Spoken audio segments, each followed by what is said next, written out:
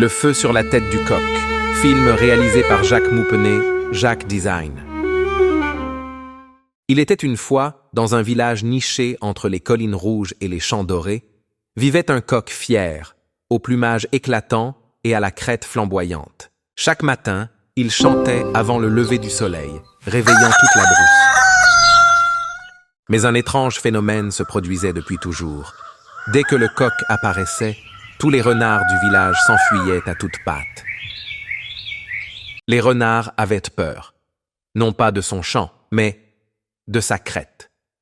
Ils croyaient que ce rouge éclatant sur sa tête était une flamme, un feu sacré, brûlant, peut-être même maudit. Un jour, le coq, intrigué par tant de fuites, s'approcha des renards et leur demanda « Pourquoi partez-vous toujours en courant quand j'arrive ?»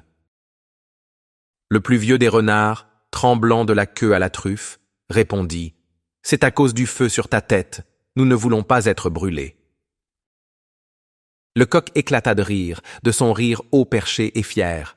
« Mais ce n'est pas du feu, voyons, c'est juste une crête, un morceau de peau. Touchez-la si vous ne me croyez pas. » Hésitant, les renards s'approchèrent. L'un d'eux, doucement, toucha la crête, puis un autre et un autre encore. Ils se regardèrent, surpris. Ce n'était ni chaud ni dangereux, juste, doux et inoffensif. Mais ce jour-là, quelque chose changea. Les renards n'avaient plus peur, et le même soir, le coq devint leur dîner.